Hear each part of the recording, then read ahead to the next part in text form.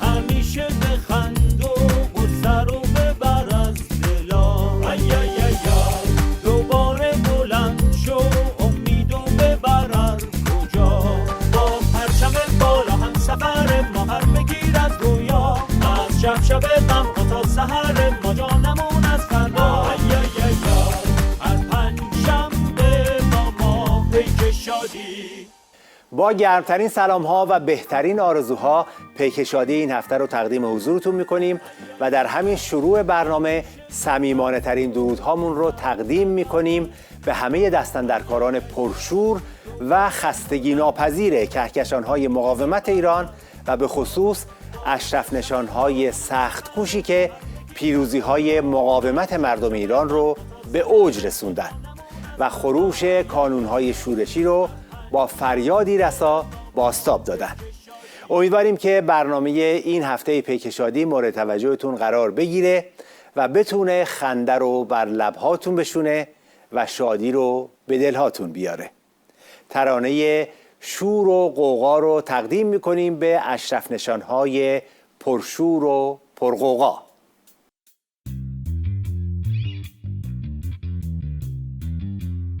توی رهایی توی که هم صدایی توی هر فریاد با من ایمایی واسه مرهم دلها بیا با ریتم و نور و رنگ رویا مثل ماه و ستاره بزنیم بر شب بر تاریکی تا بره حالا وقت دیدنه رسیدنه طلوع صبح خاک پاک میهنه شور و غوغا هر جا از ما با ما شور و غوغا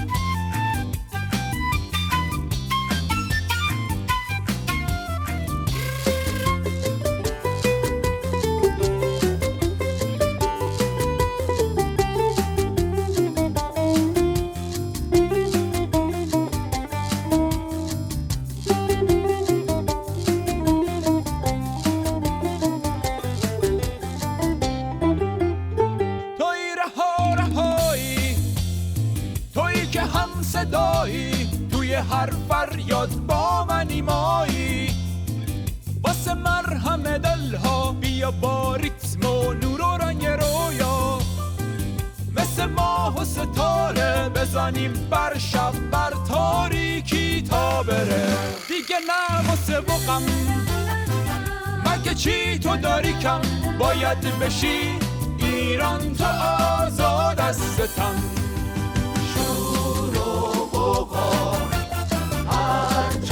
هر جا از ما با ما شور و غوغا هر جا از ما با ما شور و غوغا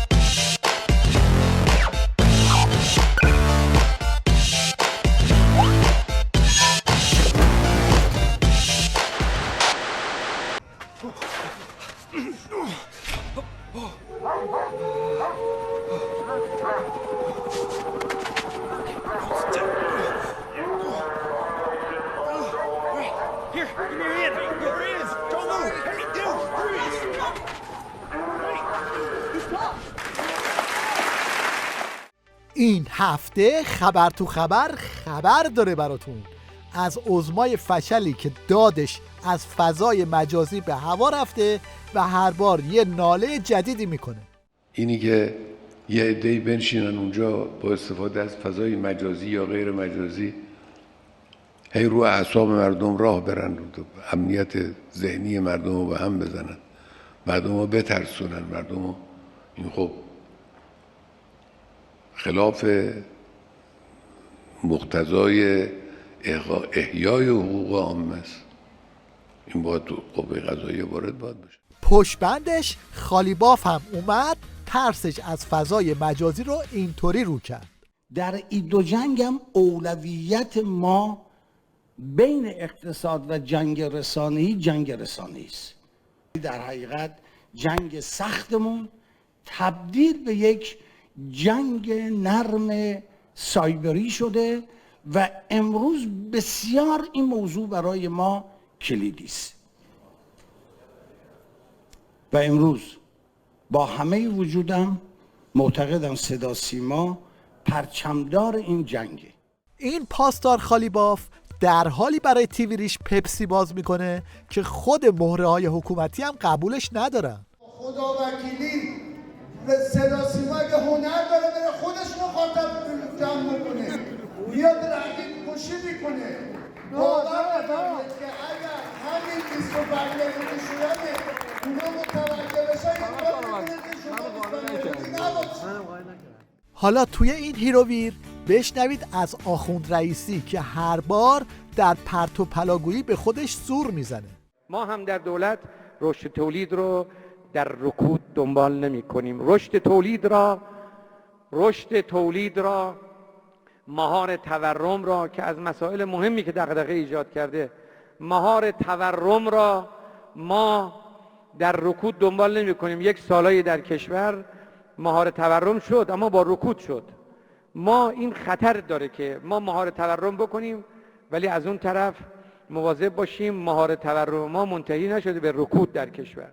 یکی نیست به این 6 کلاسه دروغگو بگه تو قیمت شکر رو ثابت کن، مهار تورم و رکود و این حرفا باشه طلبت. فروشگاه زنجیره‌ای هست، شکر فله‌ای رو کیلویی 28000 تومان گذاشتن که خب قیمت در اون مصوب هستش.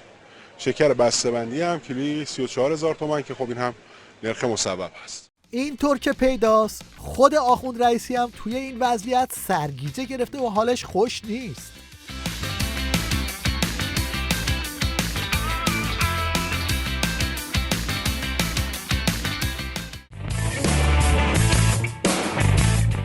این هم حرف کارشناسای خود رژیم درباره دستاوردهای دولت آخوند رئیسی. عمر دولت گذشته حدوداً دیگه تقریبا وارد 2 سال کامل میشیم که دولت مستقر شده. چقدر از این وعده 4 میلیونی محقق شده؟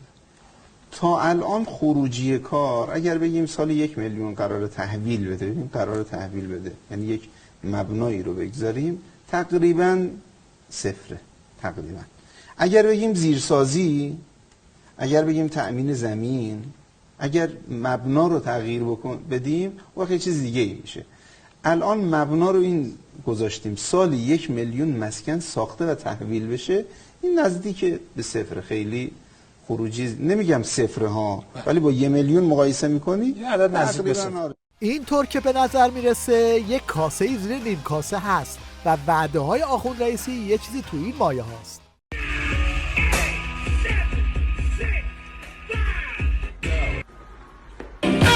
Okay, let's go.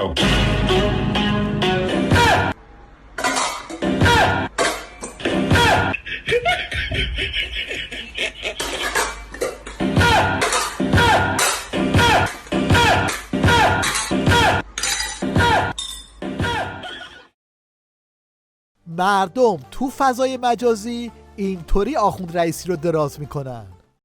رو به قبلمو روی پلمو کاش تو این وز نبینم حداقل اکسمو جنس جوره جمجمو یکم کمه جنبمو فردا همین جمع میزنیم جای تو جهنمو این کیس جدید منه فالوم نمیکنه ولی فنه تقریبا هیچی نیتنه وای دل دندله. بادکنکای موشکی نظامم یکی یکی داره میترکه و پاسدارا مجبورن چنین اعترافاتی بکنن.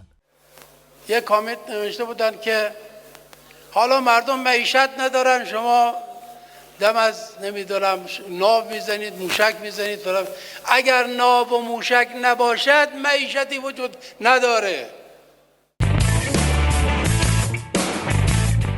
ترس از طوفانی که توی راهه آخوندا رو بدجوری به جون همدیگه انداخته. این همه فیلم جنایت‌آمیز از رفتار نیروی امنیتی پخش شده توی فضای مجازی، نتیجهش این شده که من باید بخچه بگیرم دستم، لباس آخوندی رو نمیتونم بپوشم. اصلا لباس آخوندی از تن ما دروردید، عمل کرده نیروی امنیتی. بعد میاد تیغمو کتیبه رو میندازی تو گردن من آخوند، نظامی میاد اونجا اهانت میکنه به زن مردم، من باید جورشو بکشم. بعد شما میگید رهبری رو دستش نزن، همه رو بکوب. معرفم اینه. هرچی میگذره این دعوا توی نظام بیشتر میشه.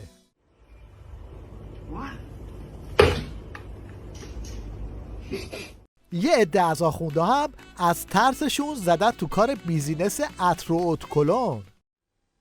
سلام، ببینید به جای اینکه از این اتکلون هایی که پایشون الکل استفاده بکنید و باعث بدحالی و پریشانی میشه و به دروغ میگن آرامش بخشه، این پای الکل ها باعث جذب موجودات ماورایی میشه.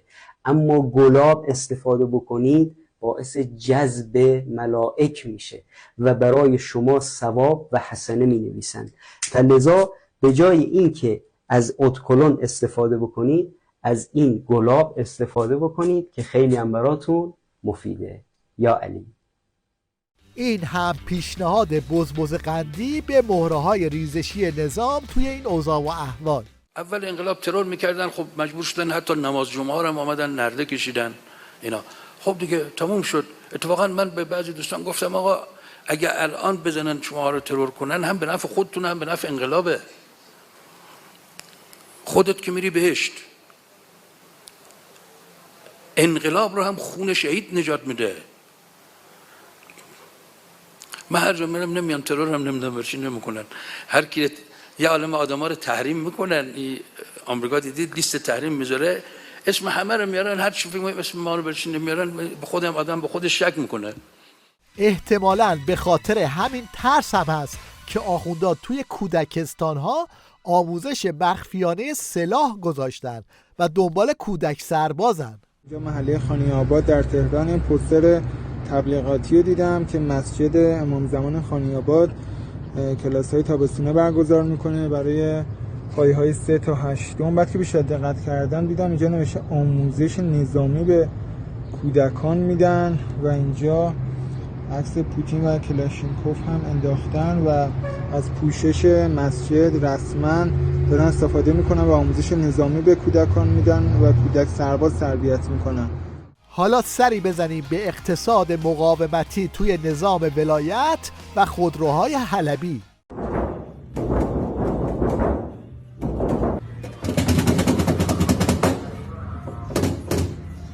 پرشیا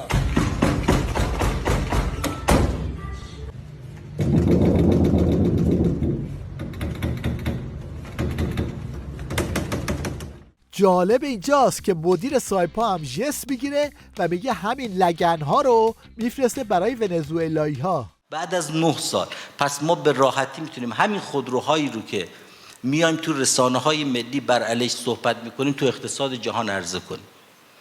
200,000 صادرات به ونزوئلا قرارداد بستیم. فروش خودرو به مشتریای آخوندا یه چیزی تو این مایه هاست.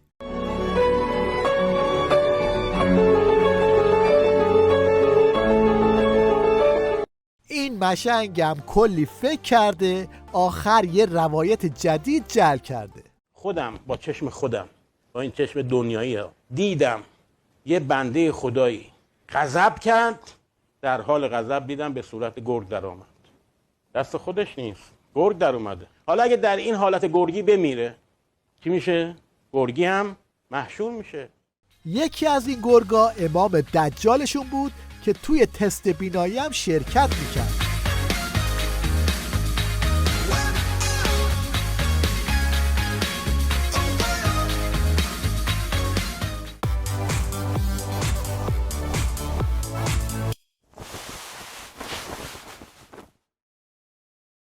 در پایان توجه شما رو به یه ترانه جمعی جلب می‌کنیم که همه چیش خوبه اما خوانندش یه چیز دیگه است.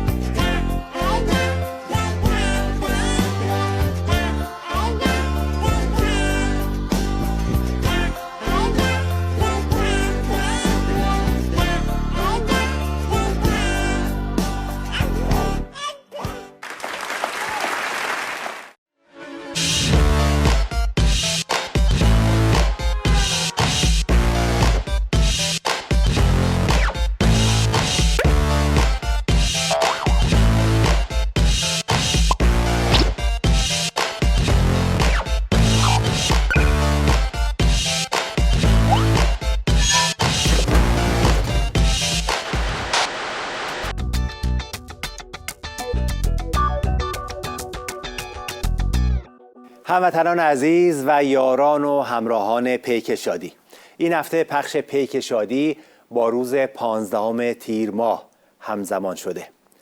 15 تیر دومین سال روز پرواز مجاهد والا و پاکباز مسعود فرشچی است.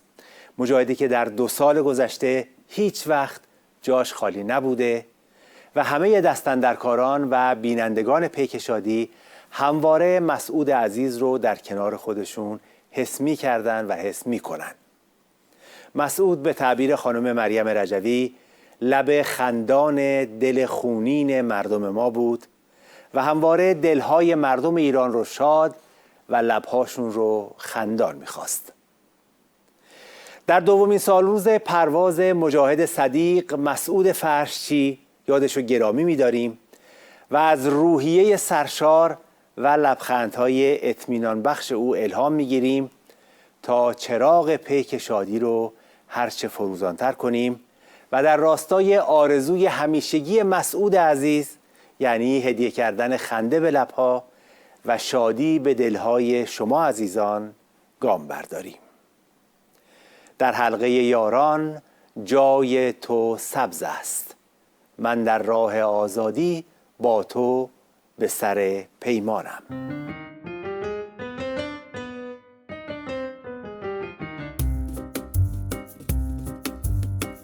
در آخر هفته بودی مهمانم، چون نقش شادی و گلخنده به رخ ایرانم، چون نقش شادی و گلخنده به رخ ایرانم. با پیک شادی من شب شوریدی، من با دل خونینم چون تو ز سحر میخوانم، من با دل خونینم چون تو ز سحر میخوانم. دل از یادت دور افشان است، مسعود هر دم من یادت میمانم، مسعود هر دم من یادت میمانم. در حلقه یاران جای تو سبز است، من در ره آزادی با تو به سر پیمانم، من در ره آزادی با تو به سر پیمانم.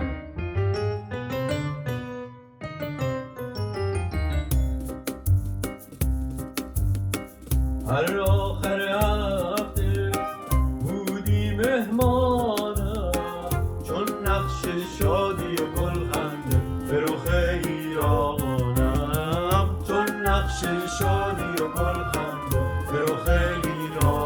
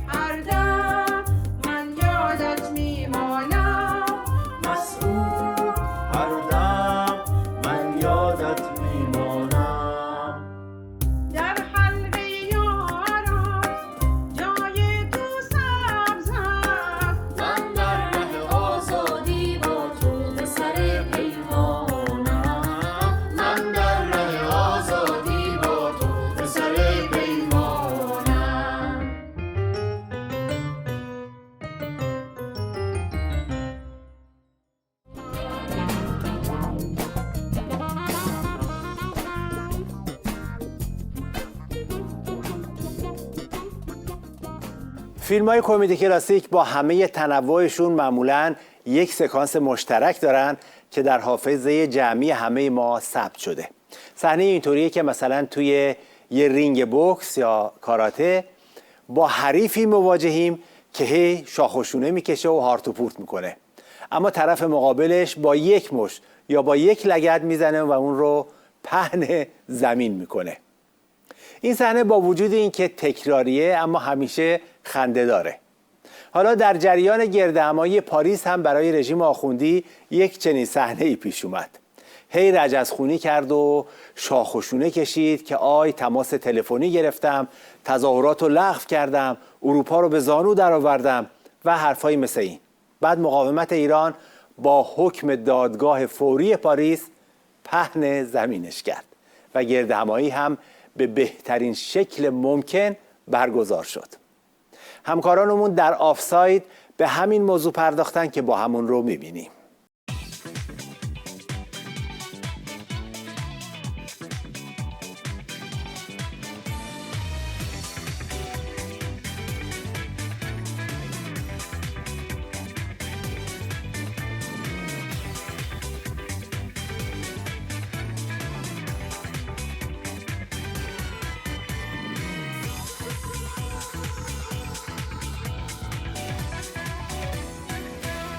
سلام.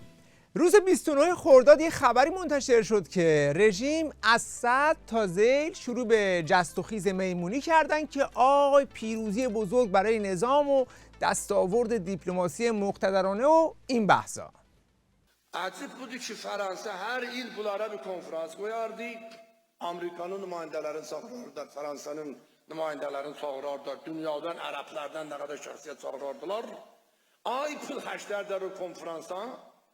O hanım da ki o acib budi Fransa da bu hafta dedi. Dedi mən də belə bir konferansı qurmayacağım. Allah Allah Allah ne görüyoruz biz, ne işliyoruz biz. میگه چشمهایتان را باز کنید، ولی وقتی همون بسیجیایی که جلوش نشستند روز 10 تیر چشمها رو باز کردن این صحنه ها رو دیدن. الله الله، چشمها رو باز کنید، این صحنه ها رو حتما ببینید.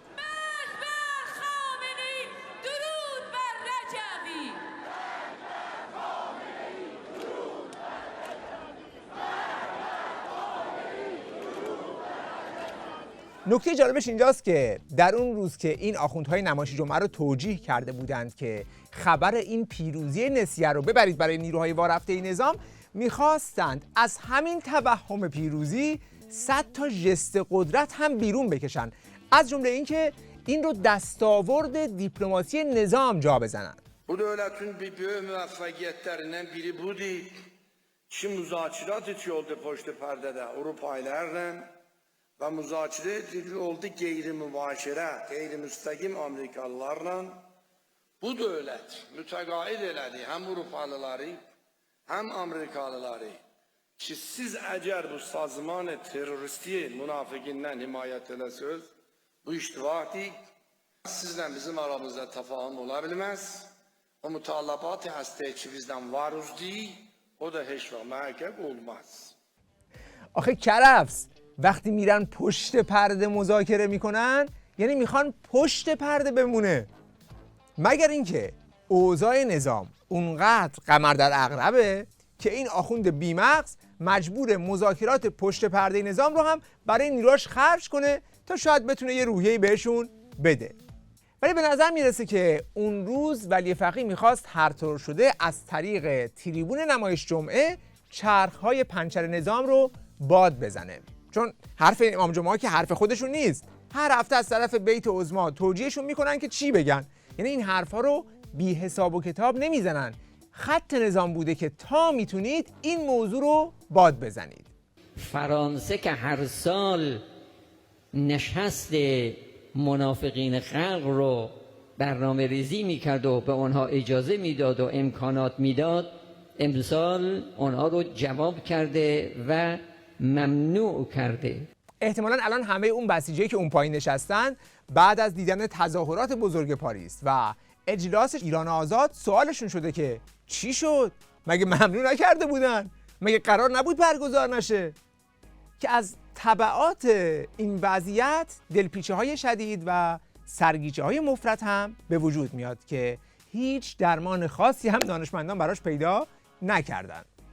البته این بیماری فقط خاص بسیجی این شهر نیست، بلکه مثل اپیدمی تو کل نظام چرخیده. به طور خاص در تلویزیون رژیم هم مواردش مشاهده میشه، مثل این کارشناس اروپاییشون. همزمان با این برخورد دولت فرانسه هم گرد همایی این گروهک رو ممنوع کرده. این رویکرد رو چگونه میبینید؟ کمتر از یک دقیقه. اینطور هست، ریشه و مصدر هر دو واقعه یکسان هست. اسنادی که خیلی متقن و محکم به دست اومده مبنی بر عدم پایبندی منافقین به قراردادهای ثابت و اولیه که با کشورهای میزبان بستند، فعالیت‌های تروریستی در حوزه‌های خصوصا سایبری و همچنین انجام برخی از عملیات‌های مجرمانه و پولشویی که دوباره اینها هم برخلاف اون قوانین و قواعدی بوده که کشور میزبان به این گروه تروریستی اعلام کرده بوده. خیلی متشکرم از تحلیل و توضیحات شما جناب آقای غفاری، کارشناس مسائل اروپا. البته این بسیجی که تحت عنوان کارشناس اروپا صحبت کرد احتمالاً نه تا به حال پاش به اروپا رسیده، نه سوادی داره. کلماتی مثل دادگاه و عدالت و حق آزادی بیان و اجتماعات هم براش کلمات نامتعارفه و شاید هم از همون اتاق بغلی استودیو نشسته داره تحلیل میده در مورد اروپا. اتفاقاً بر اساس قوانین همون کشورها قضات دولت رو 1500 یورو جریمه کردند. یعنی مقداری فرق داره با اون قاضی صلواتی و اژه‌ای که تو اونجا دیدی. به نظر میرسه که این کارشناس اروپایی نظام هم بعد از برگزاری تظاهرات و این صحنه‌ها تغییر شغل داده و الان به همون بلال فروش معروف پیوسته. بعضی‌هاشون هم بودن که دیگه خیلی تند رفتن، یعنی از حول حلیم و شیرجه تودیک هم اونورتر داشتن با همین یه خبر آرزوها و خوابهای پنبه‌دانه ایشون رو رنگ می‌کردن و برای مجاهدین بلیط هواپیما هم گرفته بودن که استردادشون کنن. این چه قدرتی است که جمهوری اسلامی در دیپلماسی بر اساس حکمت و مصلحتی که فرمولش رو مقام معظم رهبری داد، عزت، حکمت، مصلحت و میدان با همدیگر دست در دست هم، امروز هر روز ما شاهد یک فتوحات جدیدی در این عرصه هستیم و لرزه بر اندام مجموعه معاندین و عبودینا همه منتظرن کی بشود اعلام کنن هواپیما آماده بشود، اتوبوس آماده بشود، یا باید فرار کنن این ور اونور برن قائم بشن، یا انشالله همشون با یه پرواز تشریف بیارند و تحویل بشن، مسترد بشن. آقا یه ترمز بزن نخوری زمین، تصم تایم پاره کردی. خروجی اون دیپلماسی حکمت و عزت و حشمت و اینا الان فعلا این صحنه شد.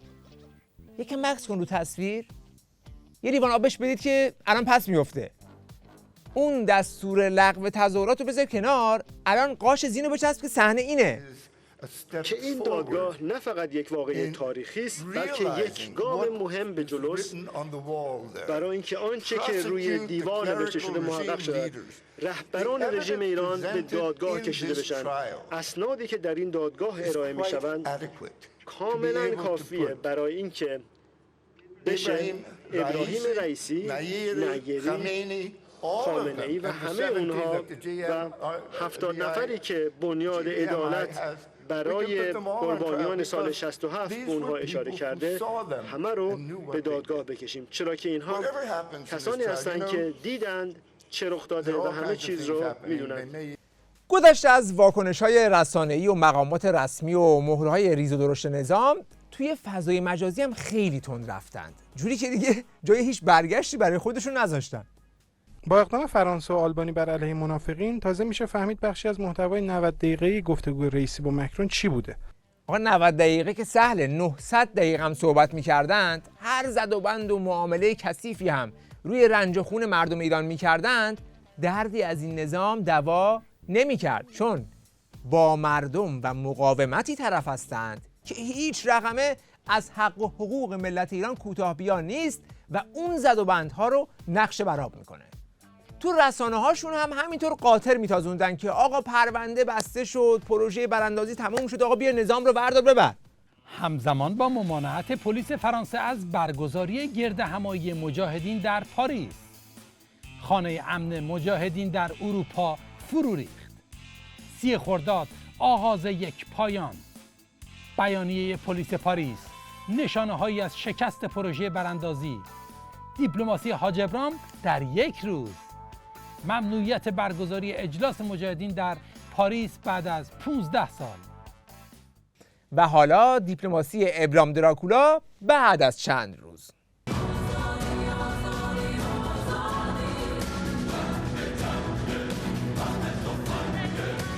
But there is an alternative. A well-organized, fully prepared, perfectly qualified, popularly supported alternative called the MEK. And thank you, Mariam Rajabi, for your outstanding leadership and personal courage. You're an inspiration to the world.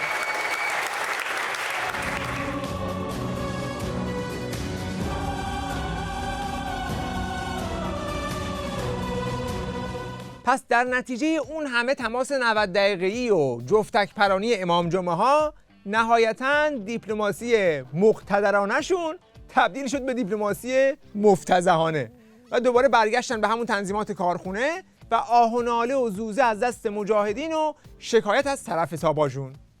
متاسفانه هستند کشورهایی که از گروه‌های تروریستی و مشخصاً از فرقه منافقین به عنوان یک ابزار علیه جمهوری اسلامی استفاده میکنند.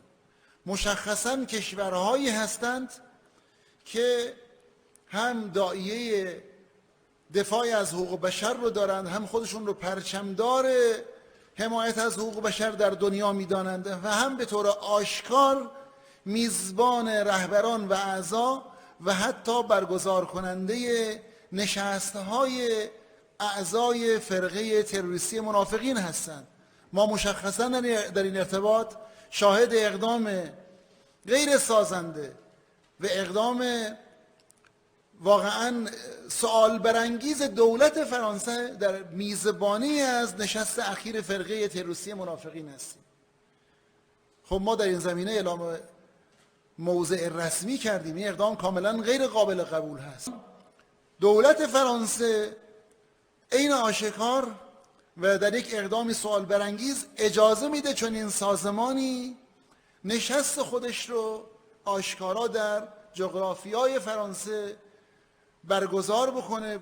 داره به زبون اشهدش اعتراف میکنه که ما تمام زورمون رو زدیم، هر زد و بندی که میتونستیم کردیم که این تظاهرات و این گرد همایی برگزار نشه، ولی به جایی نرسیدیم و بازم برگزار شد.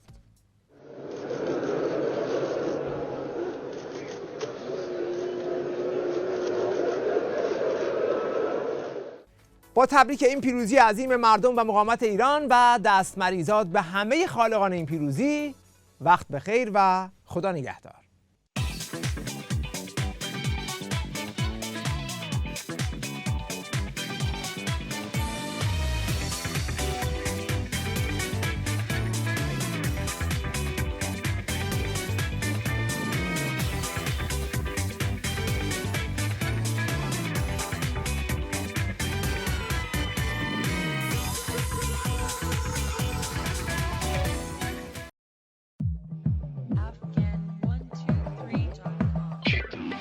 این همه آتیش سوزوندی آخرش همه جا موشک پروندی آخرش به امید بمب هستی بسیجی ها رو دنبال کشوندی آخرش آخرش گفتی با اسم مدافع حرم بریم حلب، اما اونجا کوبیدن تو فیسمون شلب شلب. همکاری کردی ولی آخر کار رسوا شدی، سوژه خفن ترین تحریمای دنیا شدی، حاجی کله پا شدی. این همه آتیش سلوندی آخرش همه جا موشک پروندی آخرش به امید بمب هستی بسیجی ها رو دنبال کشوندی آخرش چی؟ ما رکورد زدیم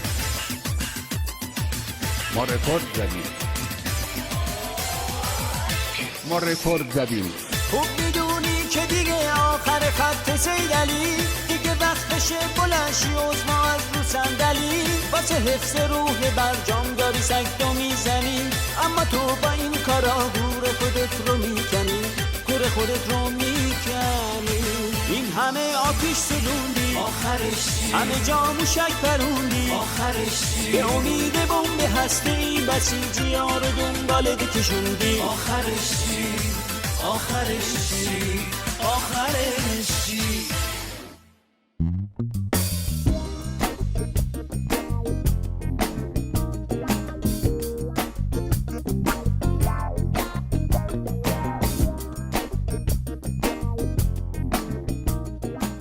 خامنه ای اسم سال رو گذاشت سال مهار تورم و رشد تولید.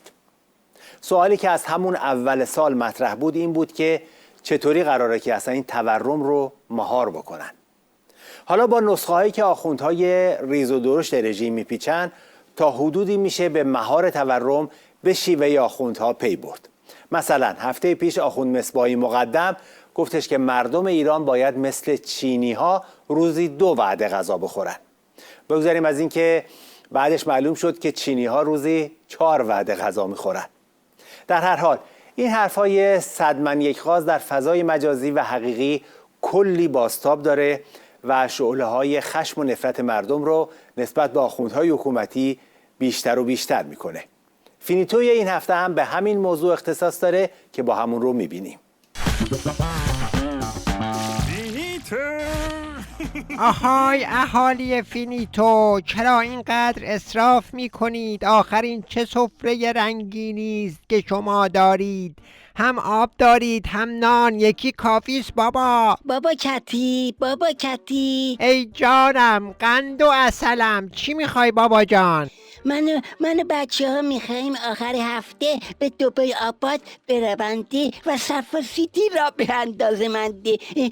طیاره شخصی را من میبرمندی. ببر بابا جان، اونجا هم برو ویلای خودم عشق و حال همین کن. بله داشتم میگفتم شما اهالی فینیتو باید به جای 3 وعده غذا از چینابادی ها یاد بگیرندی و 2 وعده غذا همی بخورندی، اشکنه با پیاز همی بخورندی. بابا کتی، بچه های اهالی با الاغ به مدرسه می آیندی، من با اسب شاسی بلند می روندی، خجالت همی می کشمندی، چه بکنم؟ ای جانم پسرکم، یه مدرسه برای خودت میسازم که دیگر هیچ کس با الاغ با آن نیایندی. اهالی فینیتو کمی قناعت کنید، از یمن آبادی ها یاد بگیرید، لنگ به خود همی ببندید، پولهایتان را اینقدر انباشته نکنید، شیطان در محل انباشته پول است که خانه می کند. آخ گفتم انباشته پول، یاد یه چیزی افتادم. الو قال چند میلیارد در سکه های بانک سوئیس آباد را به بانک لندن کده منتقل همی کن تا شیطان لانه نکنندی. بابا کتی بابا کتی و کفت، بابا کتی و زهر حلاحل، بیا بیرون پدر سوختم ای بابا کتی و کفت. اهالیان چنان قناعت یادت بدهند که در تواریخ بنویسندی که خدا بخور نوش جان بخور.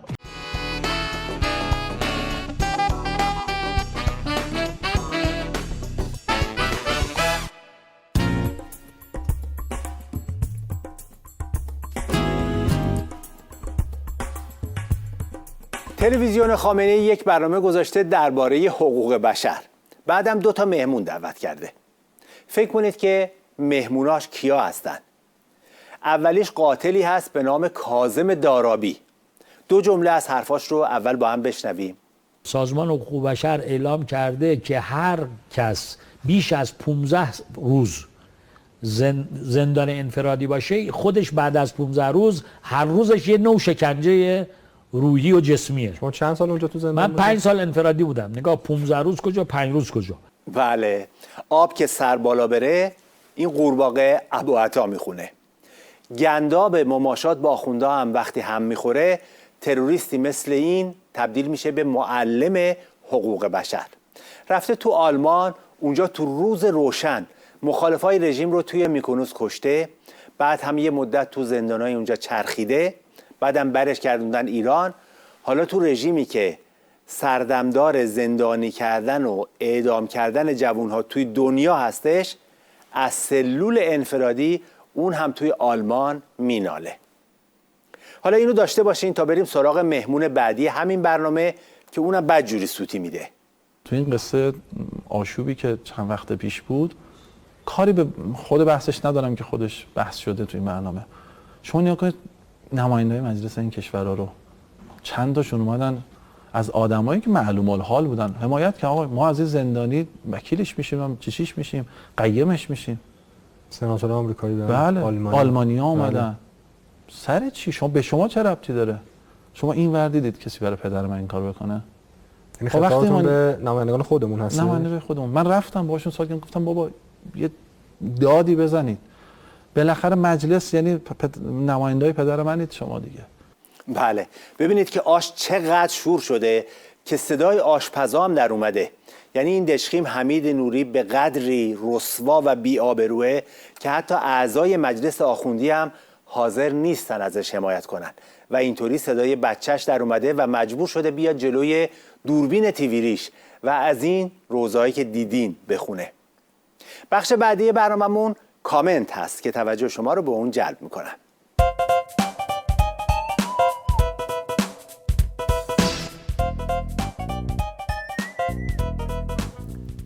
بینندگان عزیز، همراهان و یاران کامنت، سلام و درود بر شما.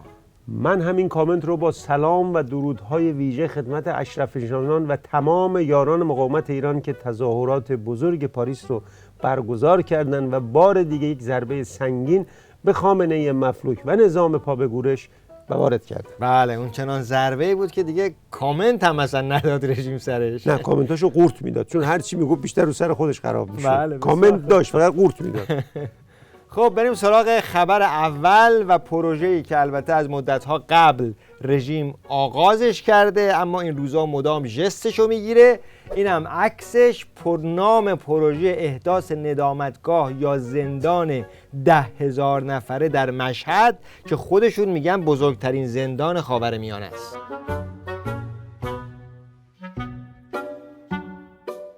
از این زندان بزرگتر ساختن که 45 سال کل ایران کردن زندانی که چه ظرفیتی نداره. کل ملت ایران زندانی ان توسط آخوندا. البته حالا که اسمش رو گذاشتم پروژه، چند تا پروژه موازی تو همین کشورهای دور و برمون بگم، یک کمی هم دورتر ببینیم پروژه همزمان با همین پروژه توی قطر دارن بزرگترین تونل زیر دریایی رو میسازن. توی امارات دارن بزرگترین شهر مثقف. تو سنگاپور بزرگترین بازار بورس جهان رو دارن اداره میکنن. تو عربستان بزرگترین نیروگاه خورشیدی. تو ترکیه بزرگترین فرودگاه. تو رژیم مفلوک خامنه‌ای بزرگترین زندان. خواسته عقب نیفته از اینا. رفته رو مندیت خود. اون کاری که توش خبره است. اون کاری که بلده رو ساخته. قطار سری و سیر پیشرفت آخوند رئیسی. بابک اون دزده بود تو رژیم. کدوم دزده؟ تو رژیم همه دزدن. نه اون که تو قوه قضاییه بود. دیگه بدتر، هم دزدن هم قاتل همشون. نه منظورم همون اختلاسگر است که براش سریال درست کردن و محاکمه نمایشی درست کردن. اون تبری که میگفت رفقام بفهمن لباسونو قبالم میکنن. بله تبری. رئیس سازمان زندانهای رژیم گفته تبری در مرخصی نیست و آزاد شده.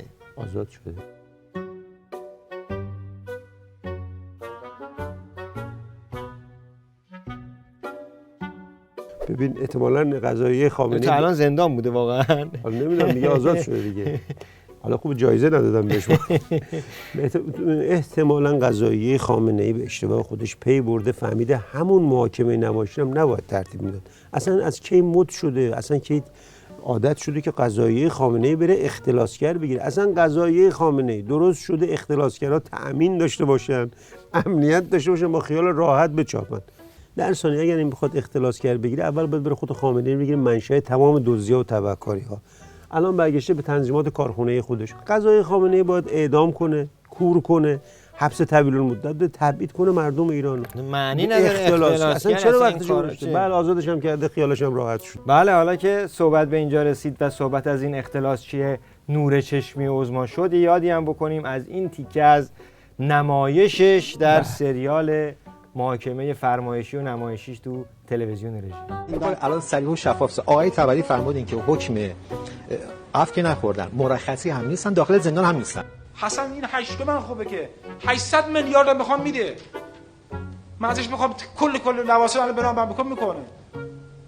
بگم کارخونه به نامم بکن میکنه. چرا؟ میکنه، دوستیه، رفاقته. آقا شما اینجوری دوست ندارید؟ ندارید. من چیکار کنم ندارید؟ حرف اصلی رو زدم. آقای تبری گفتن که ما با هم دوست بودیم، اونها دوست داشتن به بنده اموال بدن و بیش از این هم میخواستم میدادن و درست میفرمایند. آقای تبری محبوب دلهای متهمان اقتصادی بود. این ده تهمت دیگه. بابک ولی اینطوری نیست که این اختلاسگره رو همونجوری ول کرده باشن صاف صاف برای خودش بچرخا. از قضا اینقدر بی حساب کتاب نیست. از قضا حکم اشد مجازات رو در رابطه باهاش اجرا کردن. منتها کی اجرا کرده؟ مجری تیویریش. مجری چیکار داره بکنه؟ مجری تیویریش این حکم رو به این صورت بازجو خبرنگاره. آره الان مجری.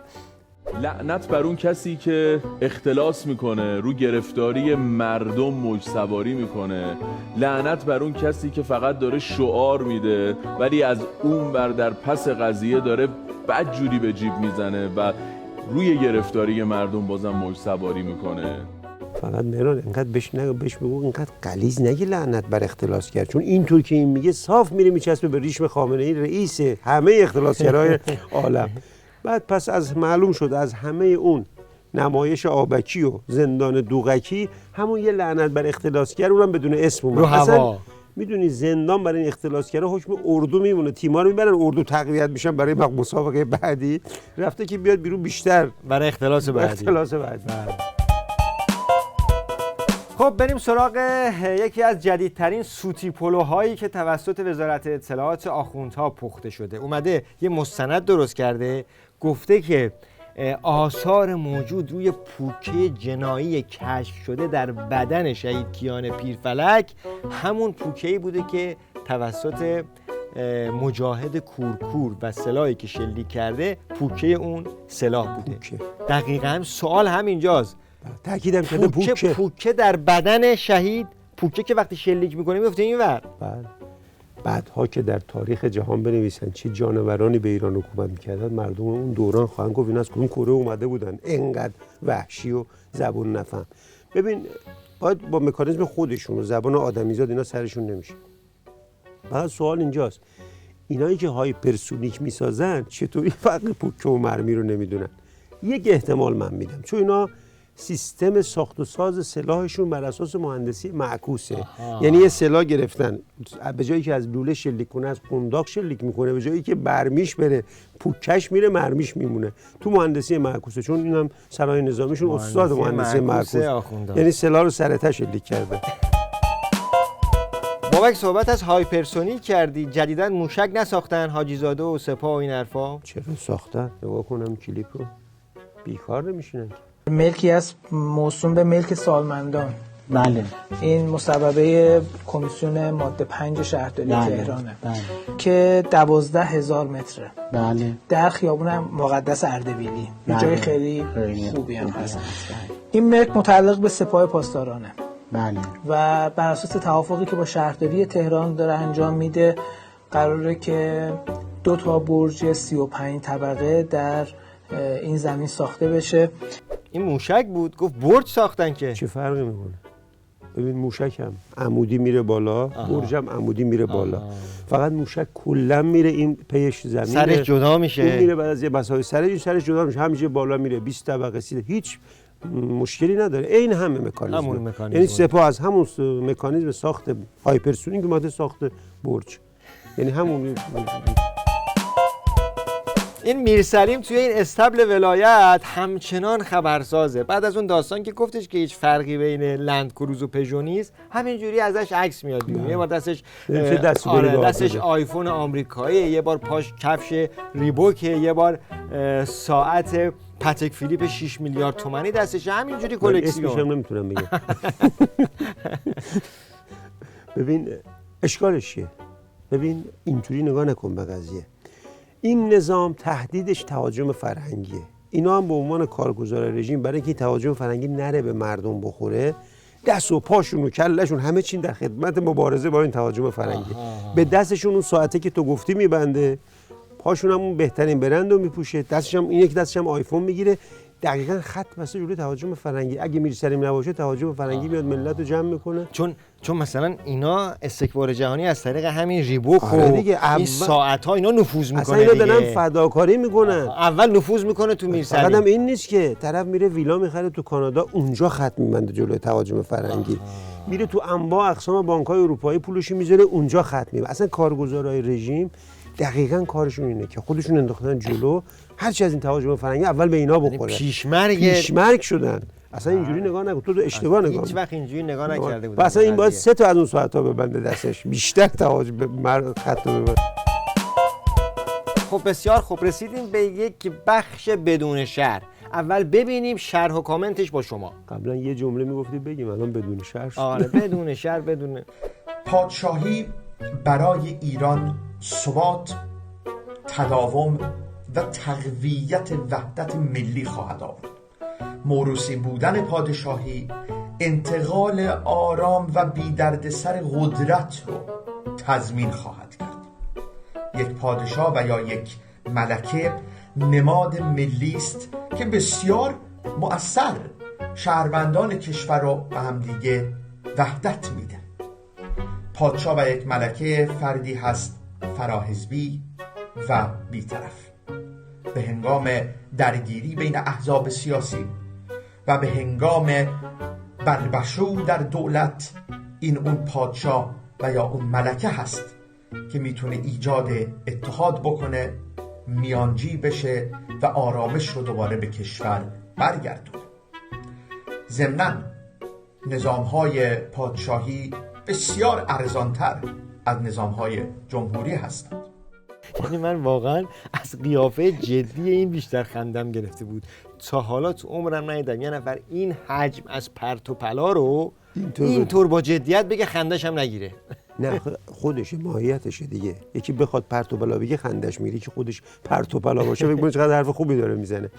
ببین این آدمی که من دیدم شخصیتی دوگانه سوز، یعنی همین آدمو میتونی ورداری یه عمامه بذاری سرش، ریش که داره زحمت ریش گذاشتن نمیخواد، ببری تو نماز جمعه یه عبا هم بندازی رو دوش، یه عبا هم بندازی جای صدیقی و احمد خاتمی راجع به همین صحبت‌ها راجع به ولایت فقیه بکنن که آره ولایت فقیه باید باشه، نباشه اصلا فلان است.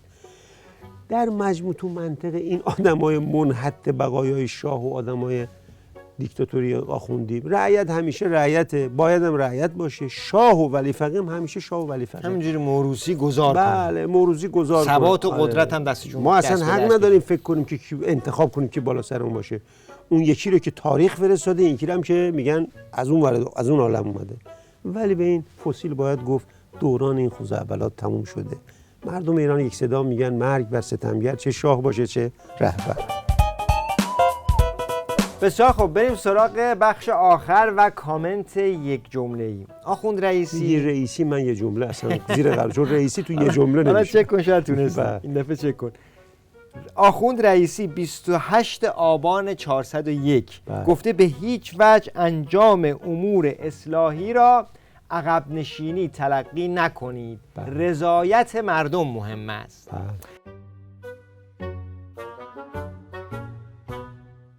9 تیر امسال هم گفته دولت کاری به حرف دیگران ندارد، مهم رضایت خداوند متعال است. حالا سوال اینجاست که بالاخره رضایت کی مهمه؟ رضایت مردم یا رضایت خداوند متعال؟ کلا اشتباه اینه که تو بری دفتر مشق این 6 کلاسه رو ورق بزنی از این صفر به اون صفر. میدونی اشد مجازات برای رئیسی چیه؟ اینی که بگی همینایی که میگی بنویس، مغزش زیر این فشار متلاشی میشه. ولی خب تو این دوتا چیز تناقضی نیست، چون از نظر این جانور خدا و مردم اسم مستعار خامنه ایه که این یک کشناس همیشه دم برای اون تکون میده، اونم یه استخوان واسه این میندازه. این داد ستد خامنه‌ای و رئیسیه. بله، مهم رضایت اونه. اسامی مستعار استفاده میکنه. به پایان آمد این دفتر، کامنت ها همچنان باقی. منم این مصرع میگم توش کامنت ببینم درون هیچ کامنتی نگنجد شرح مشتاقی. خدا نگهدار. خدا حافظ همگی.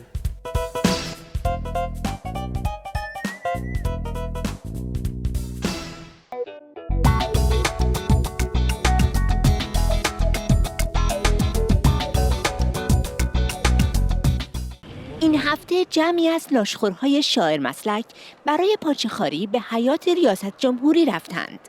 بزغاله حقیر که تریاک می کشد، آری به جسم ناقص عظما غیر بود. ای اسکل خنگ خبرگان ترشی، منفورترین امام، ای رذل پلید.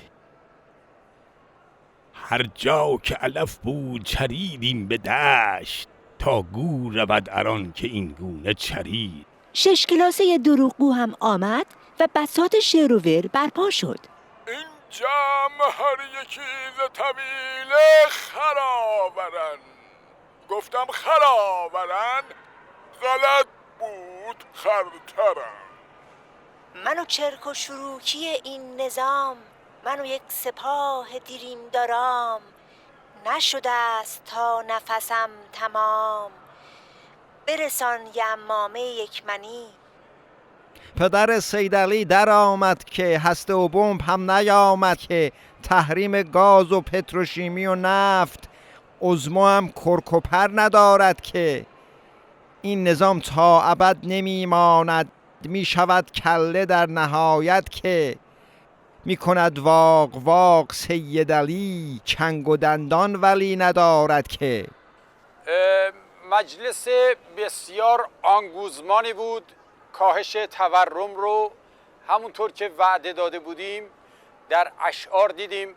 ما با همین جماعت مشنگ سالی 1 میلیون شعر و ور به هم میبافیم. در انتها هم بنده یک 2 بیتی تقدیمتون میکنم.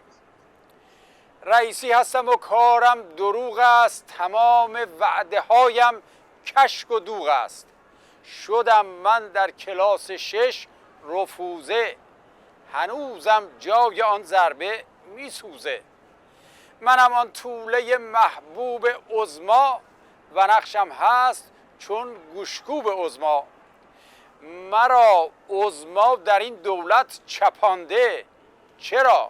چون چیزی از عمرش نمانده. الا عظما که وضع تو پتال است، کنون جای بیان این سؤال است. چو از صندوق مرا بیرون آوردی، نهار خیش خوردی یا نخوردی؟ شما نهار خوردی؟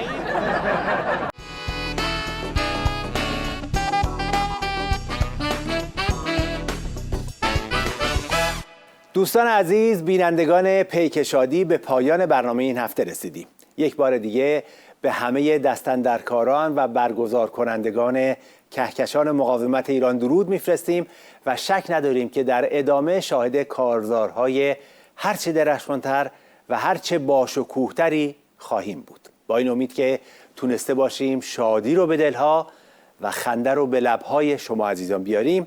تا برنامه دیگه و دیداری دیگه همه شما عزیزان رو به خدای بزرگ میسپاریم. خدا نگهدار. همیشه بخند و سر و ببر از دلا. دوباره بلند شو، امید و ببر از کجا. با پرچم بالا هم سفر ما هر بگیر از گویا. از شب شب غم تا سحر ما جانم